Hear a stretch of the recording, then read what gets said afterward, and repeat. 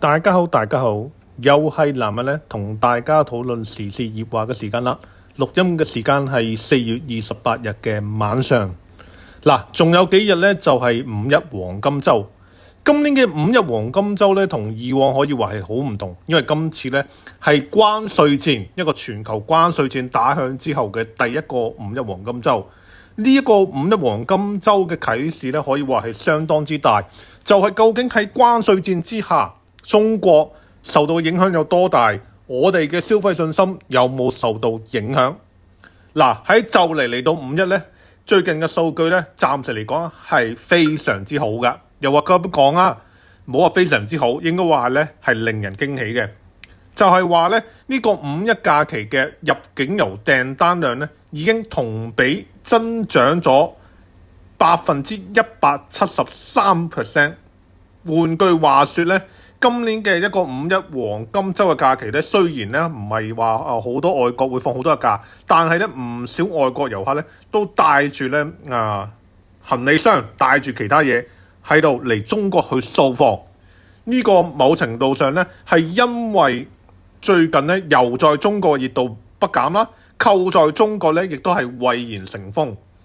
由我哋去外國商嗰啲參展商、採購商雲集喺早排舉行嘅廣州舉行嘅廣交會，到我哋最近嚟講熱度，我哋睇到咧呢個 China Travel 嘅一個熱度咧係漸次咁上升緊。原因就係咧我哋嗰個免簽嘅國家增多咗啦，我哋對佢哋嘅一個消費嘅退稅嘅便利啦係方便咗啦，咁所以中國遊成為一個係非常之熱門嘅一個題目，亦都係理所當然。大家入咗嚟中國就會落在中國。我相信咧呢個唔少香港同胞咧都好能理解啦，因為咧自從呢個2年前嘅通關之後咧，我哋越嚟越多嘅香港同胞，包括所謂大家所講嘅黃絲，亦都踴躍咁樣回到祖國咧，去享受我哋中國嘅美好國家嘅美好。咁所以咧遊在中國、購在中國咧，已經係一個咧係不可改逆嘅一個大趨勢啊，可以話係。所以今年嘅五一黃金週咧，我哋暫時見到咧外循環比想像中更好。至於內循環咧，內循環即係我哋一個兩岸三地嘅一個旅遊，咁又如何咧？咁咧要睇翻我哋香港嘅一個入境數字咧，就係話五一黃金週咧，香港嘅入境處預計有571萬人次進出，當中咧唔少咧就係呢個內地遊客啦。而嗰個數字咧，亦都係有相對於以前有所增加，超過一成噶。咁所以我哋嘅景點咧，香港嘅主要旅遊景點咧，亦都已經係制定特別嘅方案。所以我哋可以睇到咧，關稅戰後嘅第一個五一黃金週咧，我哋整個中國嚟講，包括香港嘅情況咧，都係相當樂觀。咁所謂人派人比死人啦嚇。咁關稅戰嘅另一個主角就係美國啦。咁美國嘅情況又係點咧？咁最近咧睇佢一個報導咧，就係美國媒體嘅報導就係話因為咧嗰個貿易政治關係緊張，所以加拿大遊客咧，即係喺隻美國嘅鄰近嘅國家一個，就紛紛取消咧就去美國旅行。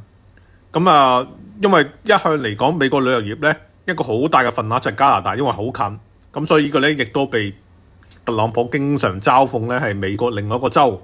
咁結果就係你有你嘅嘲諷，你有你嘅打擊。咁而家加拿大人咧就以佢憤怒了啦，咁就話大量取消去美國嘅行程。係啦，大量取消去美國行程。而呢個時候加拿大政府咧，事實上喺今個月即係4月咧，仲升級咗呢個赴美旅行嘅警告啊！哇，呢個真係不得了啦！有數字有真相。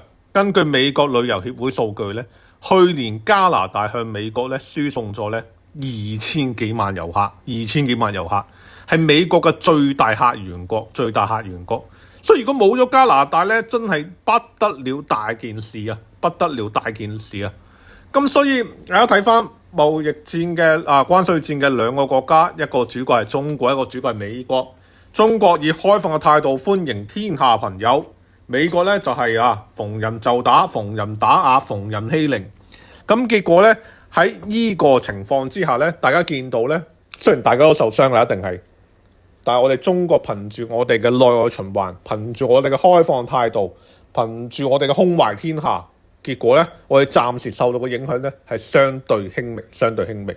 而美國咧真係可以用3個字，我哋中國人嘅字眼形容啦，現眼報，現眼報。去鄰國一個最大嘅客源國加拿大已經話唔去啦，係啦，或者去嘅即係小貓3-4隻。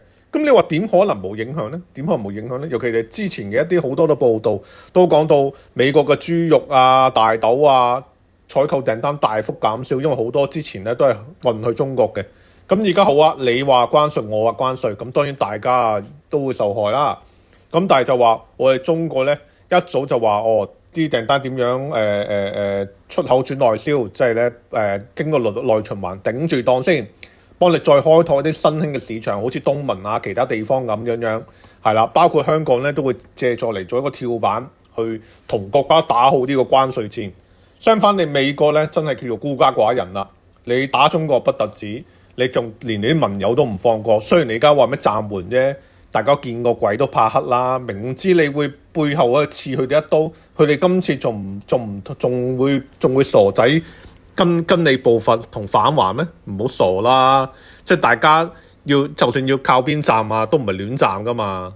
咁所以咧喺今次呢個五一黃金週咧，好可能係呢個關稅戰嘅一個分水嶺，就係咧邊個受重傷，邊個咧係頂得住，相信咧。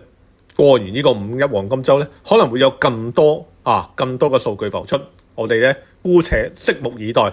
但係作為一個中國人，南晚一定呼籲大家咧係支持國家、支持香港，打好關稅戰。我哋咧打奉陪到底。好啦，今日要講嘅差唔多啦。如果大家仲有咩意見想講，留言話俾南晚聽，大家一齊再討論其他時事要話。拜拜。